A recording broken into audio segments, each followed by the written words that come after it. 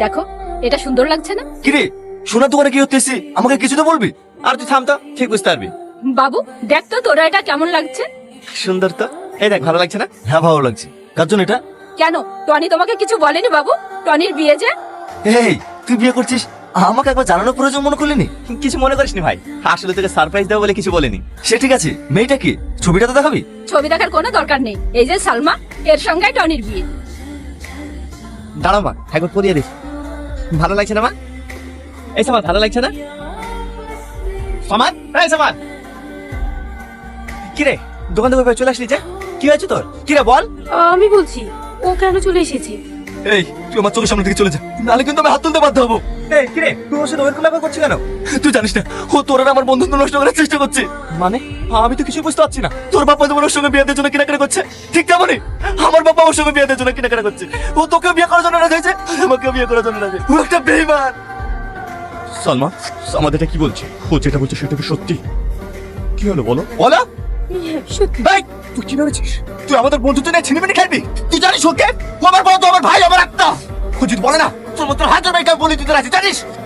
ছি সালমা ছি, আমি তোমাকে খুব ভালো মেয়ে ভেবেছিলাম, কিন্তু না, তুমি একটা নোংরা মেয়ে। তুমি এতটা বিশ্বাসঘাতকতা করতে পারলে? দুই বন্ধুর মধ্যে বিষ ঢুকিয়ে দিলে। থাক মা, ওকে কিছু বলতে হবে না। চল ভাই নিচে এসো মা। সালমা, সালমা, সালমা, সালমা কার দিকে দূরে চলে গেল। আমি এত দেখছি বলে আটকাতে পারলো না। কোনো জায়গায় খোঁজ পেলেনি? আর একবার পাঁচটা ডেকে দেখ না ভাই। কি রে কি বললো? কোনো জায়গায় খোঁজ পাওয়া গেল না। হ্যালো, ঠিক আছে স্যার, সালমার খোঁজ পেয়ে গেছি, তাড়াতাড়ি আয়। স্যার, স্যার, স্যার, সালমা কোথায়? কথা বলছেন না কেন? বলুন সালমা কোথায়? কি হলো স্যার বলুন। টনি, তোমরা অনেক দেরি করে ফেলেছো, সরি। যখন তুমি এই চিঠিটা পড়বে তখন আমি তোমাদের কাছ থেকে অনেক দূরে নিয়েছি। কিছু কথা এমন ছিল যে সামনে সামনে করতে পারি, তাই কাগজে সাহায্য নিলাম। তোমরা আমাকে রাস্তা থেকে তুলে এনে একটা সুন্দর জীবন দিয়েছিলে। আমার ভাঙা মনটাকে তোমাদের ভালোবাসা দিয়ে জোড়া লাগিয়েছিলে। তোমরা যেদিন আমাকে বিয়ের প্রস্তাব দিয়েছিলে আমি না বলতে পারিনি, কারণ তোমরা যখন পরীক্ষা দিতে গিয়েছিলে তখন আমার মাথায় হঠাৎ যন্ত্রণা শুরু হলো। তোমরা পরীক্ষার সময় নির্যাত করবে বলে আমি একাই ডাক্তারের কাছে গিয়েছিলাম। ডাক্তার আমাকে বললো আমি ব্রেন টিউমার হয়েছে। আমি আর এক মাসের বেশি বাঁচবো না।